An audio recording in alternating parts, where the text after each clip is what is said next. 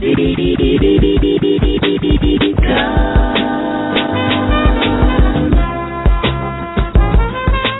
are now in the realm of enlightenment and transformation, as brought to you by the Foundational Friday.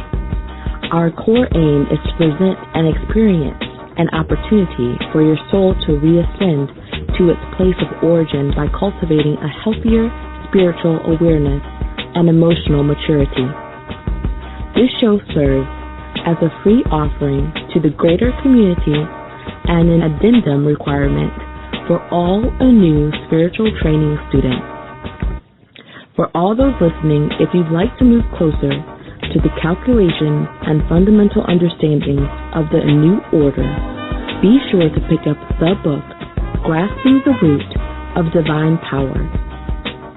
If you desire a spiritual reading to help you map your current spiritual position in the face of your world and learn the greatest pathways for your fortune in this season, you can go to the SaduluHouse.com.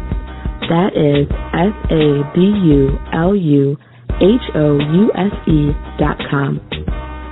You can also go to OrishaReligion.com to find out how you can become a student and member of the new spiritual order. That's ORISHARELIGION.com. Let us begin. Greetings, my people. This is Yuya Assaan-ANU, Chief Jegna of the ANU Spiritual Order, head instructor of the Sadulu Spiritual House Institute, where you can learn sciences, modalities, and the doctrine of self-actualization via African and indigenous spirituality. So, we are here now on our Day of the Dead, November 1st, 2013. And of course, I know usually you should not date your segments, but it's okay. We're giving honor to the Gede, or the Egun, or our ancestors on this day. And we're doing it in different ways. For one, as many of you are aware, those of you who have signed up for the ANU Nation newsletter, you receive the product codes in order to get the classes for 60% off, as well as the readings, 60% off. A lot of you have taken advantage of that, which has been great. So, the schedule is packed. So I suggest for those who are interested, you get in, as early as you can, or get in now as soon as you hear this broadcast. At this point, I'll be taking in more readings maybe for tomorrow, which is Saturday, and then this special will end after tomorrow. Some of you have signed up. You signed up and tried to schedule after the 2nd, and that won't work. It has to be on the 1st or the 2nd. This is an offering that I'm giving to not only our national Gede, or our national Egun, but to my own blood Egun. Okay, so it's at a certain time, and it's for a certain reason. With that said, also, those of you who have signed up, make sure you send your shrine donation in. Many of you have signed up and did not complete the payment. Okay, if the payment is not completed on your readings, and that goes for any reading, then I don't confirm it on my calendar. Okay, so make sure you complete the payments, and don't complete them 5 minutes before your reading, because by that time I already gave someone else your slot. All right, so just kind of a little heads up on that. But yeah, this is a great time. We had a wonderful storm last night. Man, the winds. And it was just a transformative evening. Lots of interesting things developed last evening for me. And those storm winds were beautiful. So I'm thankful for that. I'm thankful for that energy. I'm thankful for Oya making her appearance and ushering the energy and the Day of the Dead, because of course we know that Oya is actually the emissary and guard of your Egun. When your Egun going into their gestation period, going to Olokun's realm, it is Oya who walks them through. It is that energy of transformation and the supplanting of power that carries in the Ogun to where they need to go.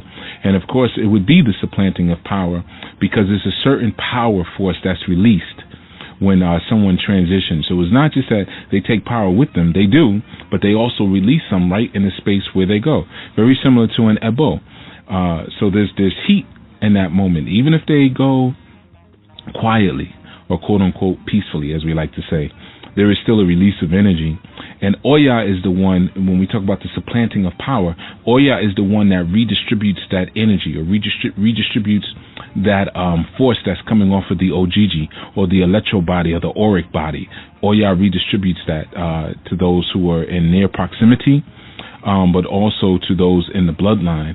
So Oya, obviously, last night, if any of you in the Northeast area, and I don't know what you may have experienced throughout the North American area, but in the Northeast we had a lot of wind, and it was like warm wind, which was cool. So it was that type of wind you could actually go out in because it wasn't too crazy, and it was really nice outside. So yeah, that was Oya, ushering and supplanting that energy, that ashe. So it's been wonderful, and we're thankful for that. Just want to give everyone a heads up. Of course, we have our new Asafo this Sunday at 1 p.m., which is, just the student show, and it's been going great. We've had some really cool, let me use the word cool, we've had some really cool guests on our new Asafo, and the team of Omilade and Ifawunmi and Brother Wole, they have just been doing a masterful job. And those are students who are in the Anu order and moving quickly and swiftly on their way to being able to serve the community. They're currently serving through this radio segment that they do, which of course is a free offering to you all. So you should check it out, because not only do we cover different cultural aspects as a cultural spotlight and things like that, but the actual hosts that they have, the guests that they have on, have all been very interesting. Even me myself, I typically just oversee the show and just make sure from the back end, the days that I can, and make sure everything runs smoothly. But I found myself a couple of times just kind of enthralled in the show's flow, the show's information. So, definitely check that out at 1 p.m. Also, if you haven't signed up for the ANU Spiritual Newsletter, you need to do that. Those who did, of course, they got their coupon code for the 60% off on the classes, of course, and as well as the readings and other things as well. So you want to get in on that. I also want to give a shout out to Underground Books, the Underground Bookstore in the Chicago area.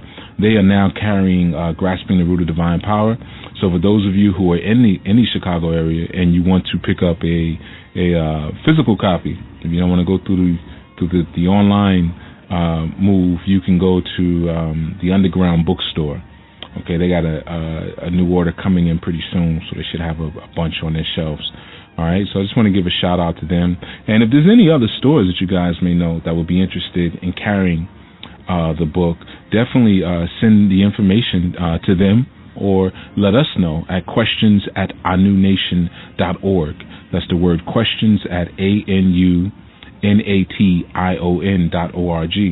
And, we'll make a link with them. And, we also may be able to set up some lectures and some workshops at those bookstores as well. I'm currently in the midst of a lot of travel. And what I try to do is when I travel and work with people, as Babalaos always traditionally have done, is Babalaos always go on the road. Even when you read the Patakis, about when certain Babalaos will go to certain towns in order to find fortune and to share their craft with people. Well, I do the same thing. I do a lot of cross-country travel and tri-state travel. And I'm getting back into it again. I took some time off to kind of get the classes situated and a couple other things that I wanted to get in order as far as the services that I was giving you guys. But now I've been kind of branching out a little bit more. So especially those in your area, if anyone's interested in starting an ANU chapter where you're at, let me know. And really what we're starting is Ilays, but we're calling them ANU chapters. And what we want to do is anyone who's interested in some one-on-one interface and some group rituals and whatnot, again, send your information at questions@anunation.org. We currently have something that we're getting started in the North Carolina area. So for all my people out there in North Carolina, the Charlotte area, the Raleigh-Durham, Greenville, all those towns that I don't really know the name of too well. I just know the major ones, but you guys probably know the surrounding ones. Definitely reach out and give us your information on that. So that's what's going on there. And I really wanted to touch upon that, just the whole, signing up for your readings, but also, we're starting to try to get in your faces a little bit more. It's trying to interface with the people. This digital thing is cool, and I think digital is great for a first introduction, but these social media sites have the tendency to kind of dampen and douse the fire of some of our interactions, especially when our interactions start to become more action-based. They kind of stay in the digital realm. It's almost similar like, when someone sends you a really messed up picture or something, or a really traumatizing news report, you'll look at it for a couple minutes in your timeline, and then you just go to the next thing on the timeline. But there's really no call to action. And even if there was, it would be a digital call to action, which basically equates to zero. So, I always started, like I specified before, I'm not actually an internet spiritualist, but I actually spent many years in the trenches, and I still am in the trenches. And I think those of you who follow me on Twitter and Facebook, you probably see that, because I don't really put up much postings, if any. I try to, but it's just, I'm just not really into, letting people know what I'm doing every 5 minutes, or every 10 minutes, or every day. There's just too much going on. There's too much work to do. There's a lot of people walking around here who need help, a lot of children who are in need of guidance, and I really don't have that much time to sit on the internet when I know that it doesn't really equate to much. But it's an excellent way to get to meet some of you who are out there, and that's what that net is about, as I've specified before, dealing with the archetype Newt of the Kemetic pantheon, that night sky, and holding up those stars in the sky. As Aleister Crowley once said, that know ye not that ye are all stars. So knowing that net is there and it's able to connect us, because even when I do consultations, it's with people all over, and and all over the globe, I'm saying, which has been great. It's awesome. I get to kind of see how people are thinking other places, and get to connect them with some information, especially those of you who live in towns where it's kind of culturally dead, and that's one of the reasons why I'm doing more travel again now, and trying to incorporate all of you guys, now not just to the students, but also even the supporters and listeners, trying to incorporate you in my travels. I travel a lot with this work, helping different people, going around and lectures, workshops. So what I'm trying to do is to kind of bundle everything together, and while I'm different places, see, well, who else is there and who else may need help. With that also, in the next couple of strongs or weeks, as some like to say, I will be in the California area. So for anyone who needs any work done, or if anyone who wants a reading consultation, let me know. I'll be out in that area. You can use the contact form that's on Sadulu House, or you can also use the contact form on Orisha Religion, or you can even go to my website, haruasan.com. But it's best if you use the contact forms on Orisha Religion or Sadulu House. Okay, but you can also use questions at our New Nation. So there's a million and one ways to get in touch with us. All right, if you're interested in any of that. But with that said, we're dealing with the idea of Sankofa in this segment, and this is something that I speak about a lot. Even at one time, I had an organization with that namesake by the name of Sons of Sankofa, and ran rites of passage out of that organization for many years, and that's really what I enjoy doing the most, believe it or not. Aside from all the work that I do here, I actually really enjoy rites of passage and working with people to get them to one step to the other, and helping them to be able to acknowledge and recognize when they've gone through one step to another. And now, rites of passage kind of become like a buzzword. They introduce it in different school settings and even religious settings. They talk about rites of passage. But I was doing it many years ago when it was like kind of a new concept. And I'm happy that it's like a buzzword, because now it's in front of more people, which is what we need. We need this information to get out. We need more of it written and facilitated by those of us who are actually and actively doing this work. Those of us who are in the trenches, and those of us who have a blood connection with these concepts and with this indigenous pedagogy. Okay? But the concept of Sankofa, very simple. I'm sure a lot of you know. Sankofa is an Akan concept, or at least by that name, and it means to go back and fetch it, or to go back and get it.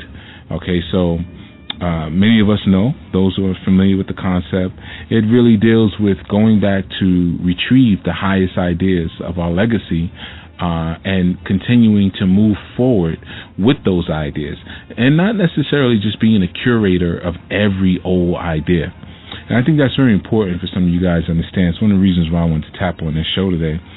Sometimes we have a tendency to do things just because they're ancient and old without really scrutinizing them, because we don't feel that our egun or our elders are in a position where they can be scrutinized. But they're not beyond reproof. They're really not. They're just the last step in evolution, and we have to study where they were at, how they were there, why they were there, in order for us to proceed to the next step of evolution. But clearly, when you look at the symbol of the Sankofa bird, he's holding an egg, or it is holding an egg in its mouth, and it's flying forward while looking backwards. Okay, so not necessarily relieving yourself or abandoning the position and the knowledge of your history, which is something that's very prominent. That's why I wanted to talk about this, and it's like New Age movement. And one of the real interesting things that's going on right now, even in the Orisha community, is that there's a big push to put a lot of New Age, and of course, I don't really have to say, there's no such thing as New Age, because, come on, all the stuff that's talked about is old anyway. So it's not New Age. It's like Neo-Soul. Knock it off. It's just the children learned how to play instruments again. That's what Neo-Soul is. Okay? But in any event, there's been a push to try to incorporate a lot of different ideas into ancient tradition and trying to connect them. So even a lot of New Age thought, if you listen to some of the speakers or some of the writers, you'll see a lot of New Age theology inserted or superimposed over Orisha tradition, Orisha ideas, or indigenous tradition, indigenous ideas. And sometimes that works, and more often than not, it doesn't. It actually dilutes, waters down, and whitewashes the information so that it can be more palatable to a less evolved audience. And of course, many people are in love with feel-goodery information.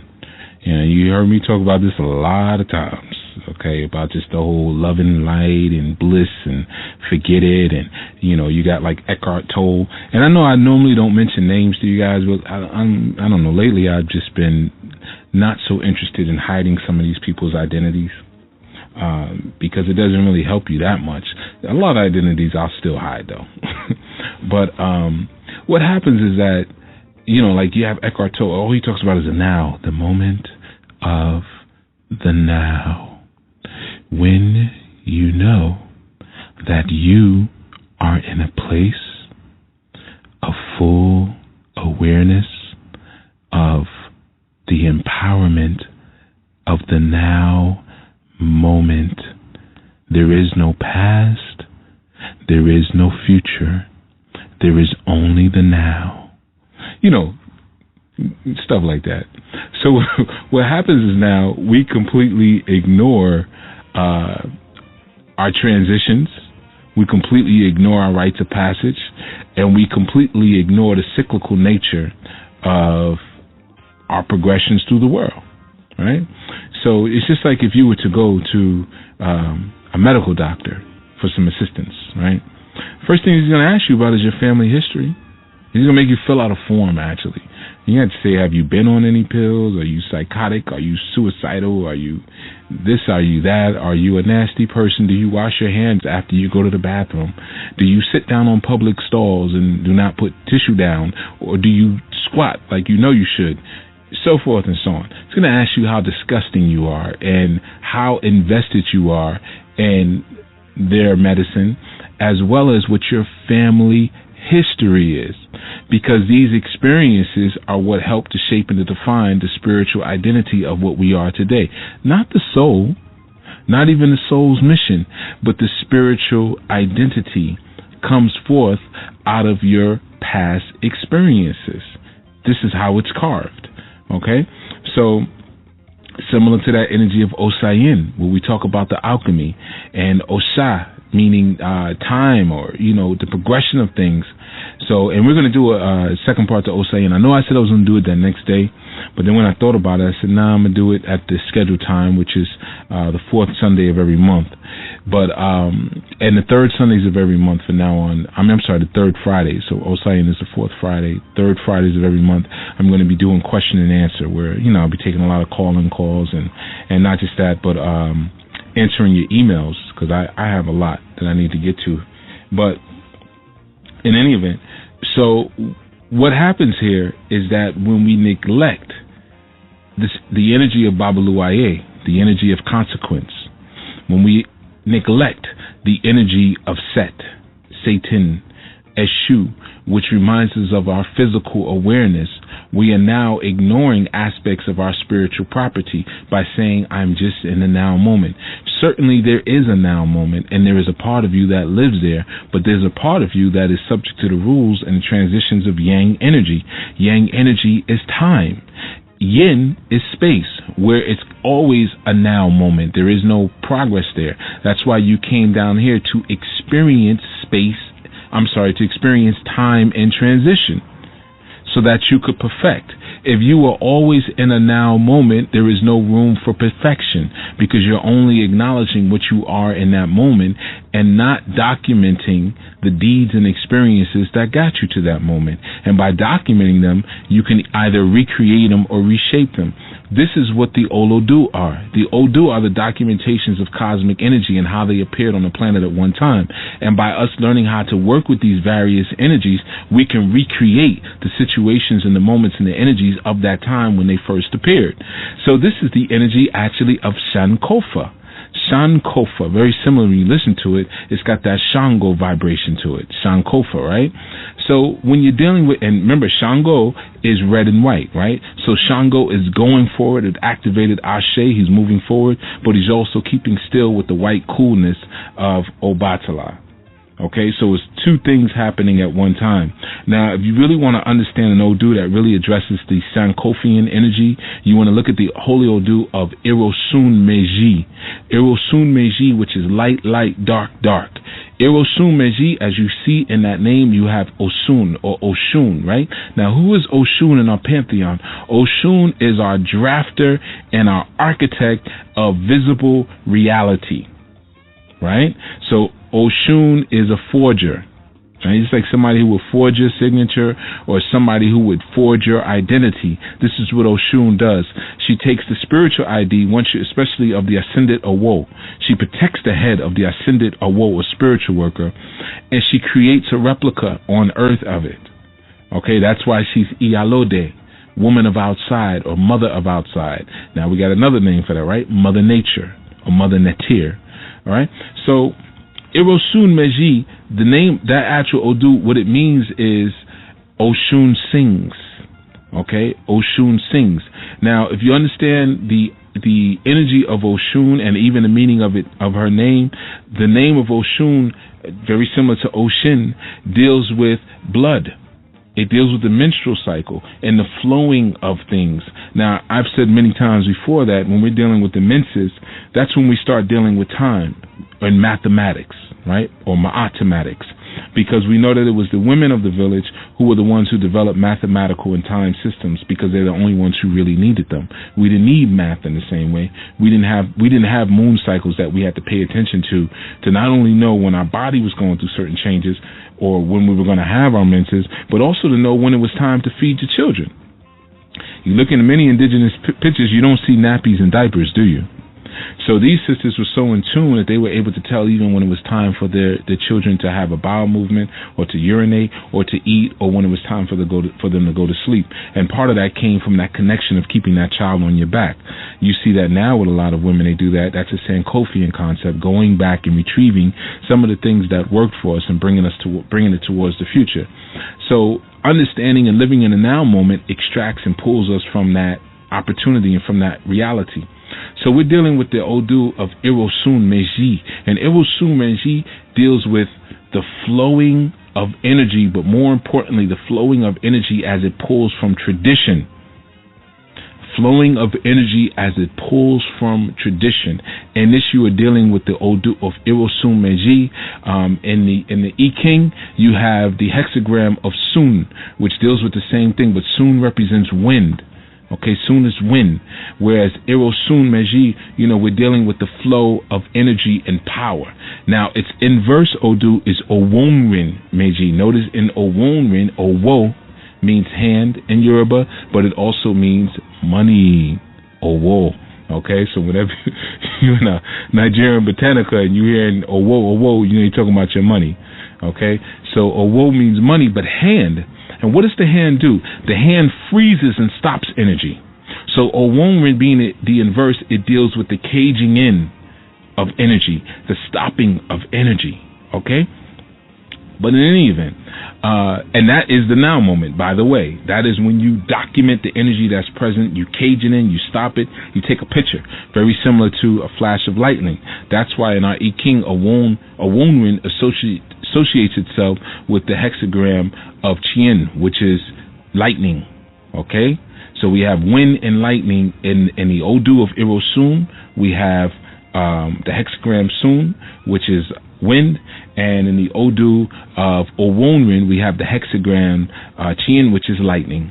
Okay, so we're still dealing with the Sankofa concept, and I don't want to get too deep for those who actually don't even study the Yoruba, but I really just want to address, a lot of times I get emails and questions of people who are just coming into the tradition or coming back to the tradition.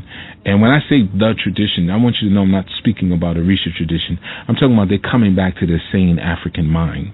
Okay, and in doing that, they may pick up many traditions or pick up no tradition. Most of the time when people are contacting me, they want to pick up the Anu tradition.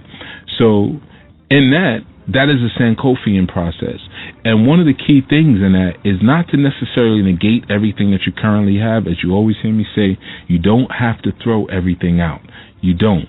But you certainly should not be so arrogant that you throw out all of the legacy that we carry, because it's a billion-year-old legacy.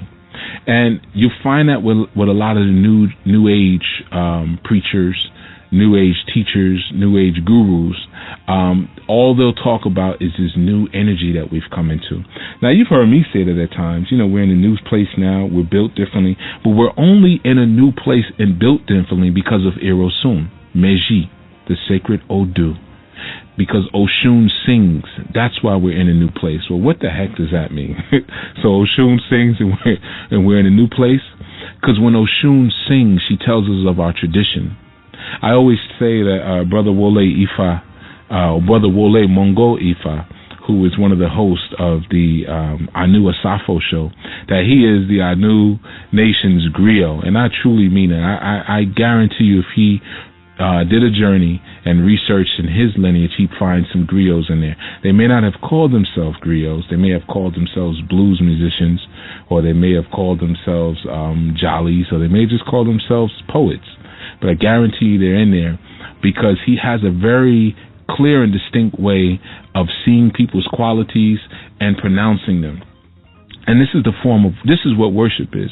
I spoke to you guys about this before and told you to check out the movie Mulade. Excellent movie. If you want to see a movie about Iyami energy and the Aje, you got to check out Mulade, Moolade. One of my favorites, and also because of the colors that were used.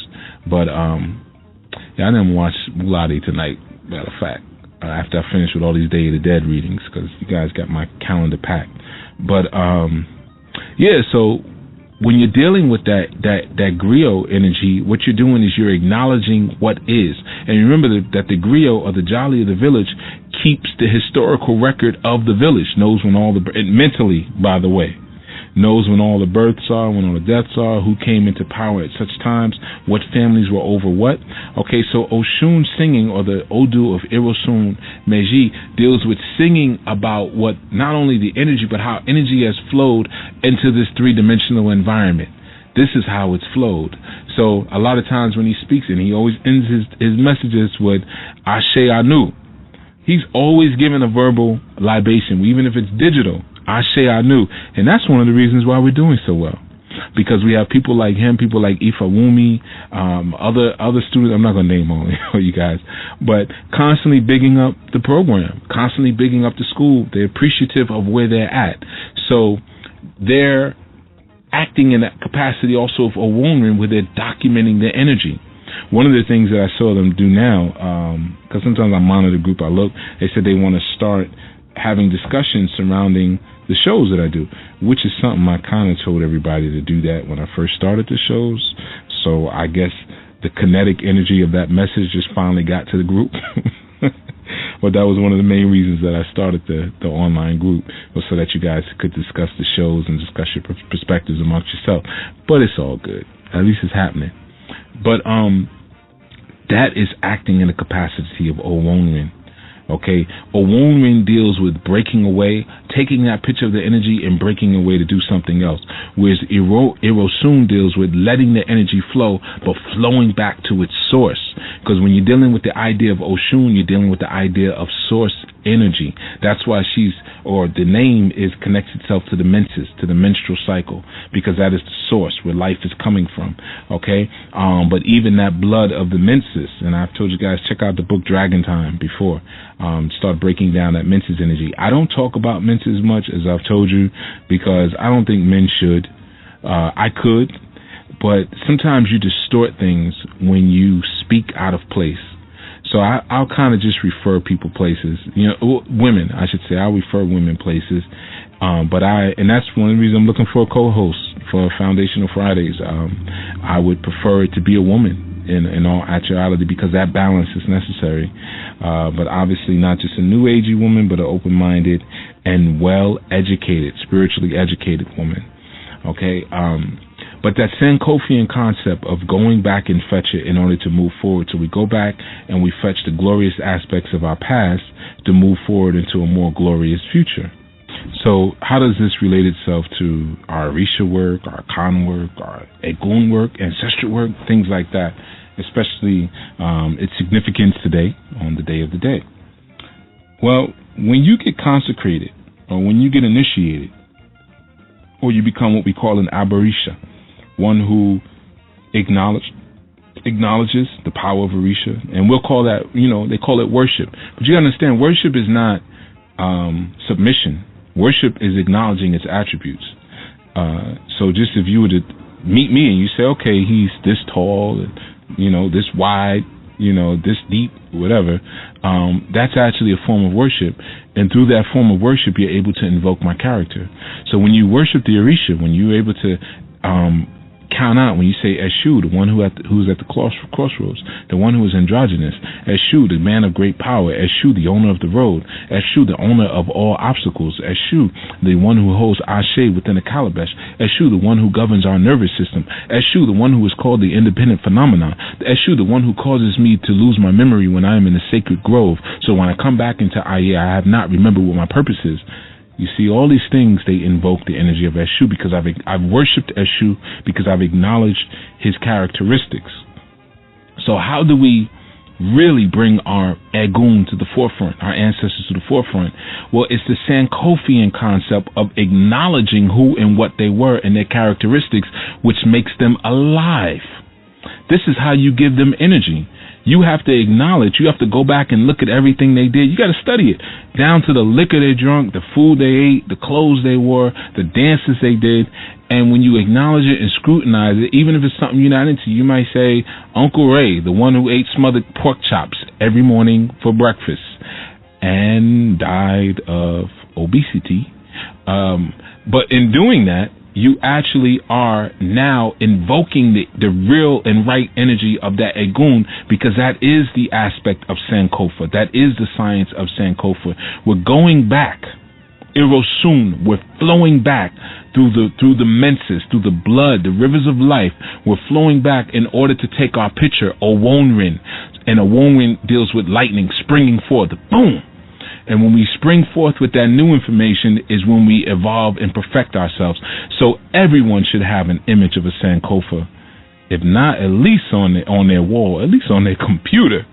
Because in this day and time, that is the most important thing that you can have, because everything is being stripped. You go to certain parts of the continent right now, people don't even have their original languages anymore. They're taking out all the rhythm, the hard consonants, the clicks, and so even if you go to South Africa, you won't hear too many people say ukolo, which means excuse me.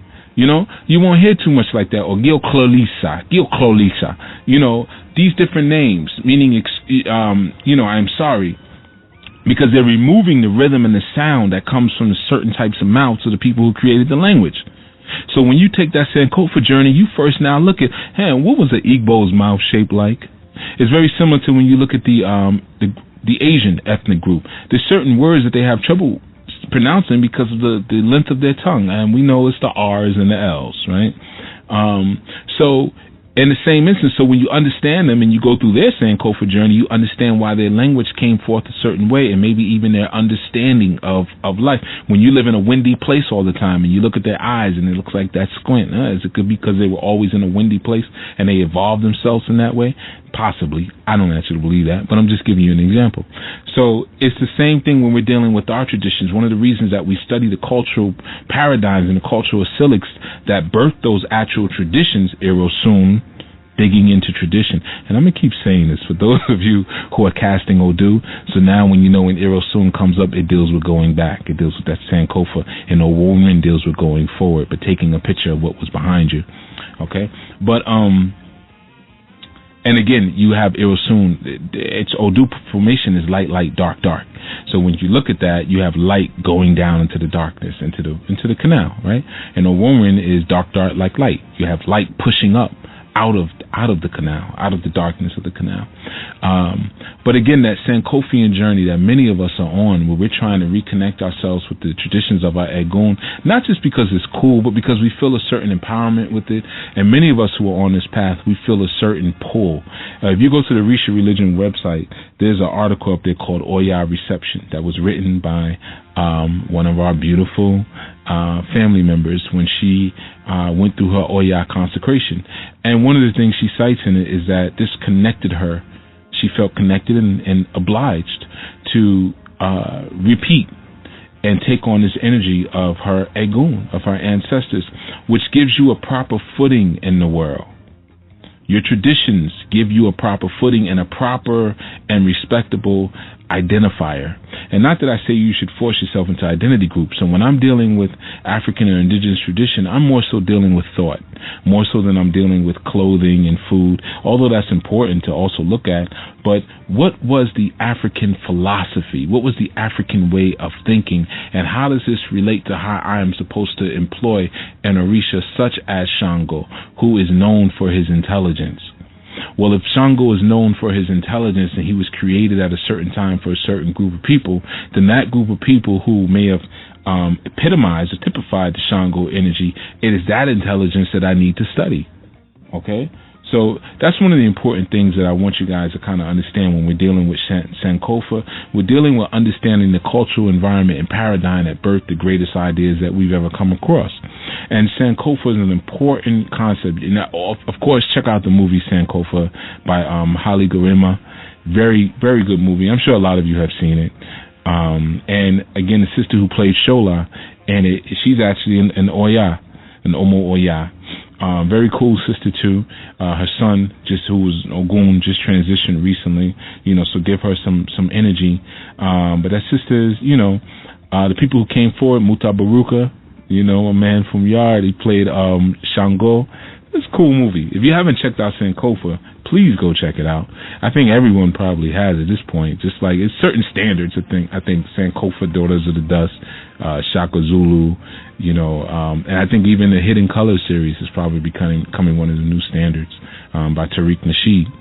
But in any event, so it's that going back through your journey to reclaim identity, but to reclaim the last step in your evolution, because you may be devolving yourself by not going into that Irosun journey down through the menses and allowing that energy to flow forth, and also to cleanse itself, because it may be things that you need to scrutinize and get rid of that didn't work for us, that put us in certain predicaments that we should never have been in.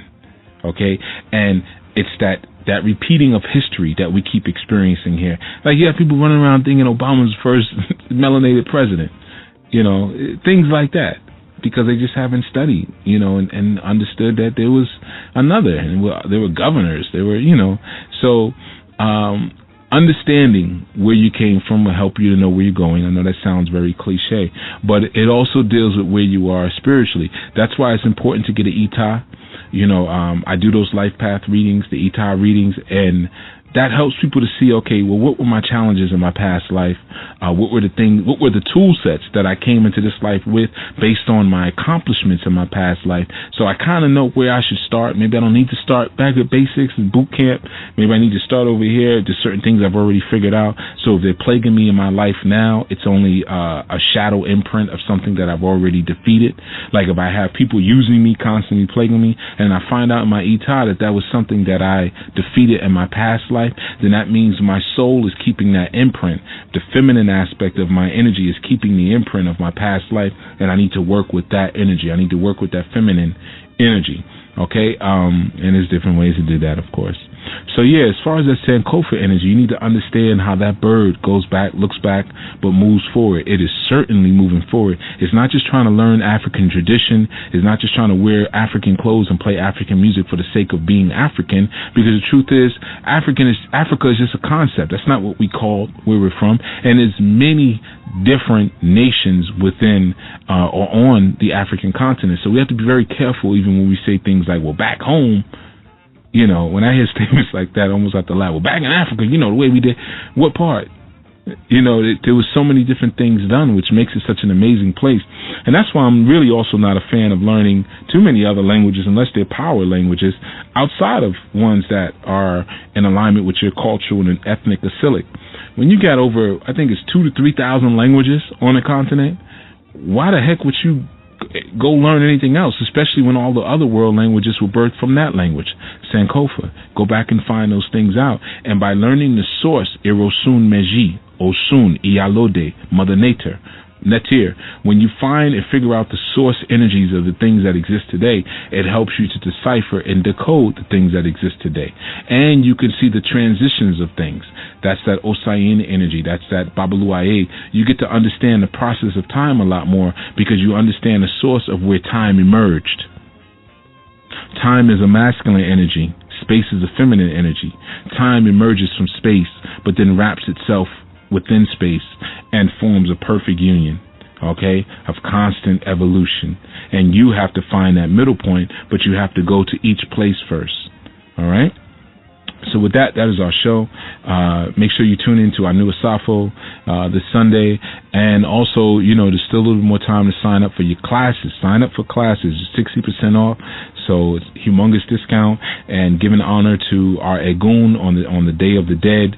For those of you, again, who are, want me to come into your area for lectures, workshops, classes, so forth, so on, work, you know what to do.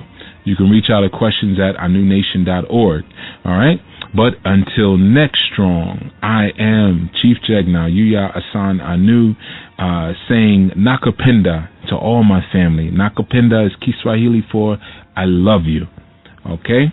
One love, one aim, one destiny, one vision. Peace. We thank you for your listening support and urge you to become an active participating member of the ANU Order. Please be sure to follow our Ustream broadcast, which can be found at ustream.tv/channel/and-transformation. That is USTREANSFORNATION. Also, please be sure to sign up for the ANU newsletter which can be found by going to anunation.org. That is ANUNATION.org. If you'd like to become a sponsor or an on-air guest on this or any of our other broadcasts, please be sure to contact us at questions@anunation.org. That is the word questions at anunation.org. Thank you for your continued support, and be well.